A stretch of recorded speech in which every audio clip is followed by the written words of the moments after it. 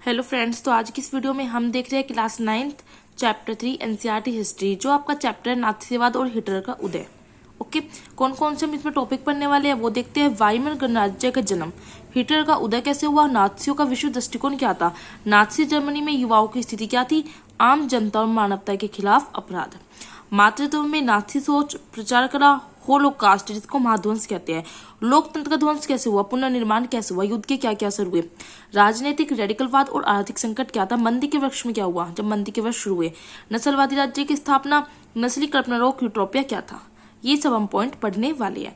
आपको सबसे पहले क्या करना है, ये चैप्टर आपको नोट्स में तब समझ आएगा जब आप एनसीईआरटी की बुक आराम से रीड कर लोगे। जब आप चैप्टर 3 हिटलर का उदय सब कुछ पढ़ लोगे तब आपको ये नोट समझ आएगी।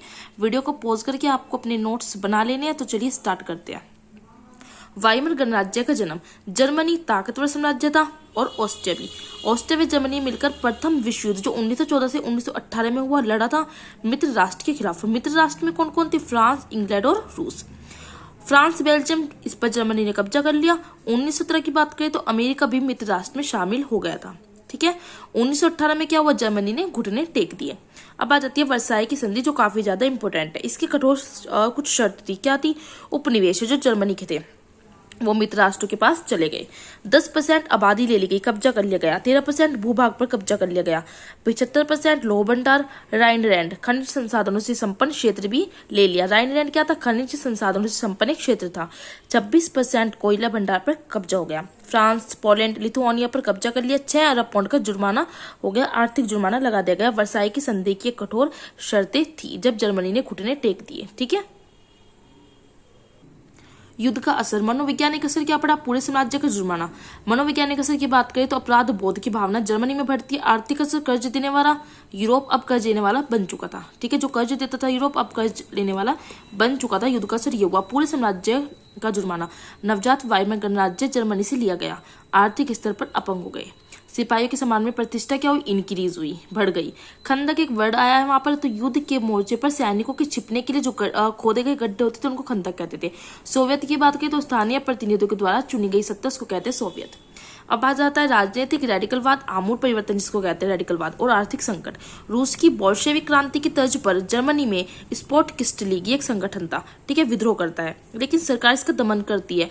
फ्री कोर्ट संगठन पेरिस सैनिकों का संगठन था, इसकी मदद से क्या होता है, सरकार इसका दमन करती है। फ्री कोर्ट संगठन क्या था, यह पहले सैनिकों का संगठन था। जर्मनी में दोहरा संकट आता है, स्वर्ण भंडार क्या हो जाता है, खत्म, कर्ज बढ़ जाता है, उस पर आर्थिक संकट आ जाता है। 1923 में क्या होता है, जर्मनी से कर्ज व हर्जानों को चुकाने से इनकार कर देता है जर्मनी। फ्रांस से जर्मनी के रूर प्रदेश पर कब्जा किया। रूर प्रदेश जो था वो कोयला भंडार के लिए प्रसिद्ध था। जर्मनी ने मुद्रा, जर्मनी की जो मुद्रा थी वो कौन सी, जर्मनी की मुद्रा जो है मार्क है। ठीक है, उसको वृहद स्तर पर छापा गया, लेकिन उसकी मुद्रा का मूल्य क्या हुआ, तेजी से गिरने लगा, उल्टा हो गया। एक अमेरिकी डॉलर के बदले 24,000 मार्क मुद्रा का अवमूल्यन हुआ। अब यहाँ से एक वर्ड निकल के आता है, अति मुद्रा स्फीति। अब ये क्या होता है, जब वस्तुओं की कीमत में तो वृद्धि हो लेकिन जो मार्क है उसकी मुद्रा है उसकी कीमत घट जाए तो उसको कहते हैं अति मुद्रा स्फीति। अब अमेरिका जर्मन को संकट से निकालने के लिए एक योजना चलाता है, वो होती है डॉव्स योजना। डॉव्स योजना क्या थी कि जो हर्जाना, जो उन्होंने कहा था कि नहीं इतना हर्जाना भरना पड़ेगा, ठीक है, जर्मनी को, तो हर्जाने की शर्तों को दोबारा तय करना था जो वर्साई की संधि में थोपी गई थी। वर्साई की संधि में जब इतनी सारी कठोर शर्तें रखी गई थी कि उनको हम दोबारा तय करके थोड़ा कम कर देंगे। ठीक है, तो ये डॉव्स योजना चलाई गई। अब आ जाते हैं मंदी के वर्ष 1929 में। 1929 में वॉल स्ट्रीट एक्सचेंज हुआ, अमेरिका का शेयर बाजार था। ठीक है, वो धराशायी हो गया, सबसे बड़ा शेयर बाजार था वॉल स्ट्रीट एक्सचेंज। आर्थिक मंदी शुरू हो गई, जर्मनी को मिल रही मदद अब क्या हुई, बंद हो गई। जब अमेरिका में आर्थिक मंदी शुरू हो गई और अमेरिका जर्मनी की मदद कर रहा था तो अमेरिका में जर्मनी में भी क्या हुई, मदद बंद हो गई। प्रभाव क्या हुआ कि राष्ट्रीय आय जो है 1/2 रह गई अमेरिका की। जर्मनी पर सबसे ज्यादा इस पर प्रभाव पड़ा क्योंकि जर्मनी को अमेरिका मदद कर रहा था। ठीक है, ये वैश्विक प्रभाव थे। जर्मन में क्या हुआ, निवेश और औद्योगिक गतिविधियों में सहायता अमेरिका ने कर्ज देकर की। जर्मनी का औद्योगिक उत्पादन 40% रह गया, अब मदद मिलनी बंद हो गई क्योंकि बेरोजगारी आ गई, आपराधिक गतिविधि बढ़ी। जब बेरोजगार हो गए लोग तो जाहिर सी बात है वो अपराध की तरफ ज्यादा उन्मुख हो गए। मुद्रा का अवमूल्यन हुआ, इस अवमूल्यन से लोगों का जो भय था वो क्या हो गया, सर्वहाराकरण हो गया। सर्वहाराकरण तो सब कुछ आ जाएगी, लोगों को लगा सब कुछ आ जाएगा और मजदूरी करने लगेगी। ठीक है। अब आ जाता है राजनीतिक घटनाक्रम। फर्स्ट आ जाता है अनुपातिक प्रतिनिधित्व, ठीक है। ये एक समस्या थी, किसी भी एक दल की सरकार नहीं बन पाती थी, गठबंधन वाली सरकार ही बनती है। वायमर गणराज्य, वायमर संविधान में कुछ कमी आई थी, ठीक है। अनुच्छेद 48 दूसरा इसका घटनाक्रम था। दूसरी समस्या थी शासन केवल अध्यादेश के द्वारा चलेगा, राष्ट्रपति को आपातकालीन शक्तियां दी गई, आपातकाल लागू हुए और नागरिक अधिकारों को रद्द किया गया। लोकतांत्रिक संसदीय व्यवस्था से लोगों का विश्वास उठने लगा इसके कारण, ठीक है। यहाँ तक आपने सब कुछ समझ लिया। अब आ जाता है हिटलर का। हिटलर का जन्म कहाँ हुआ, कैसे हुआ? हिटलर का जन्म हुआ 1889 में ऑस्ट्रिया नहीं ऑस्ट्रिया में। फौज में भर्ती था, पहले इसने फौज में भर्ती के नाम लिखवा लिया था। वर्साई की संधि से क्या हुआ, आंख बबूरा हो चुका था। जर्मन वर्कर्स पार्टी ले ली थी इसने 1919 में। इसका नाम बदलकर इसने क्या रखा, नेशनल सोशलिस्ट पार्टी, मतलब नाथसीवादी पार्टी भी इसको कहते हैं। 1923 में हिटलर ने बवेरिया जो बर्लिन का शहर था उस पर कब्जा करने के लिए योजना बनाई, असफल रहा। कुछ साल जेल में रहा देशद्रोह के आरोप में हिटलर, ठीक है। 1929 में क्या हुआ, नाथसी पार्टी ने चुनाव में हिस्सा लिया, 2.6% वोट मिले। 1932 की बात करें तो नाथसी पार्टी का प्रभाव बढ़ा और 37% वोट मिले। हिटलर जो था एक कुशल प्रवक्ता था, ठीक है। जर्मनी को दोबारा शक्तिशाली बनाना, इसने लोगों को कहा कि वो जर्मनी को दोबारा शक्तिशाली बनाएगा, वर्साई का प्रतिशोध लेगा, जर्मनी की प्रतिष्ठा बढ़ाएगा, नौजवानों को रोजगार देगा, सुरक्षित भविष्य, विदेशी प्रभाव से मुक्त कराएगा, ये सब हिटलर ने कहा, ठीक है। फिर आ जाता है लोकतंत्र का ध्वंस, ठीक है। 30 जनवरी 1933 को हुआ। राष्ट्रपति हिंडनबर्ग ने हिटलर को चांसलर का पदभार संभालने को दे दिया। मंत्रिमंडल का सबसे शक्तिशाली पद था चांसलर का पद। सत्ता हासिल हुई, हिटलर ने क्या किया, सत्ता हासिल होते ही हिटलर ने लोकतांत्रिक शासन की संरचना संस्थानों को भंग कर दिया। जर्मन संसद भवन, यहाँ पे क्या हुआ, एक जो अग्निकांड हुआ था उसने हिटलर का रास्ता साफ कर दिया। 28 फरवरी 1933 की बात करें तो अग्नि अध्यादेश जारी हुआ, जिसमें अभिव्यक्ति, प्रेस व सभा की जो आजादी थी उसको मना कर दी गई। कट्टर शत्रु कम्युनिस्ट को बंद किया गया, कहाँ पे, कंस्ट्रक्शन कैंपों में। कंस्ट्रक्शन कैंप किसे होते हैं, ऐसे कैंप होते हैं जहां बिना किसी कानूनी प्रक्रिया के लोगों को कैद किया जाता है, उसे कहते हैं कंस्ट्रक्शन कैंप, ठीक है।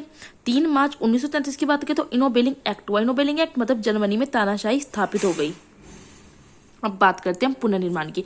हिटलर ने क्या किया, अर्थव्यवस्था को सही करने के लिए एक अर्थशास्त्री नियुक्त किया, उसका नाम था हॉलमार शाक्त, ठीक है। हॉलमार शाक्त क्या करता था, इसने कहा सरकारी पैसे से कार्यक्रम चलाए गए।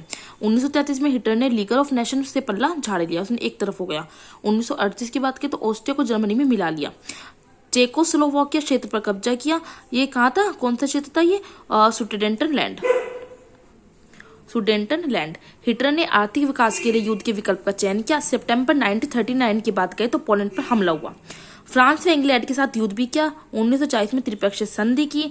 जर्मनी ने इटली और जापान के साथ संधि की थी, ठीक है। अब पूछा जा सकता है त्रिपक्षीय संधि किसके साथ हुई थी, 1940 में हुई थी, जर्मनी ने इटली और जापान के साथ की थी। हिटलर अब पूर्वी यूरोप की कल्पना करने लगा। 1941 की बात करें तो सोवियत संघ पर हमला हुआ और यही ऐतिहासिक बेवकूफी कही जाती है। पश्चिमी सीमा पर ब्रिटेन से चुनौतियां मिल रही थी। 1941 पर जर्मनी की सेना घुटनों पर आ चुकी थी, ठीक है। तो आपको अच्छे से नोट्स बना लेना, एक बार मैं दिखा रही हूँ। हो सकता है कि वीडियो काफी लेंथ हो जाए तो बीच में कट जाए, इसलिए मैं इस तरह से आपको दिखा रही हूँ ताकि आप अपने नोट्स बना सकें।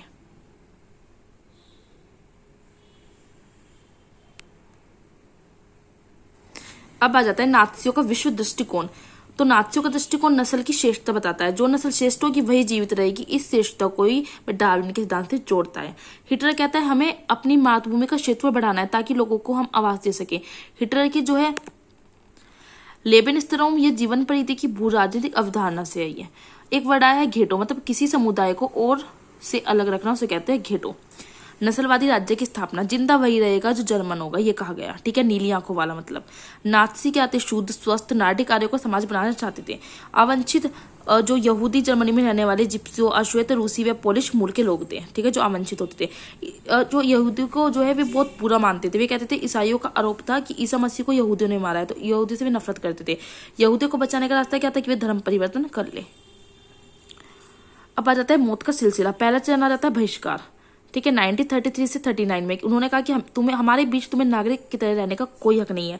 किससे कहा गया, जो यहूदी लोग थे, जो जिप्सी लोग थे, अश्वेत लोग थे, ठीक है, जिनको अवंचित कहते थे। नवंबर 1938 में यहूदियों की संपत्ति को तहस नहस कर दिया गया, घरों पर हमले, यहूदी प्रार्थना घर जला दिए गए, उन्हें गिरफ्तार कर लिया गया। इस घटना को कहते हैं नाइट ऑफ ब्रोकन ग्लास कहा जाता है इस घटना को। दूसरा चरण आता है दड़बाबंदी का 1940 से 44। उन्होंने कहा कि तुम्हें हमारे बीच भी रहने का कोई हक नहीं है। यहूदी जो थे डेविड का पीला सितारा लगाएंगे, ये बात उन्होंने कही कि तो जो भी यहूदियों को डेविड का पीला सितारा लगाएंगे ताकि वे अलग से ही पहचाने जा सके।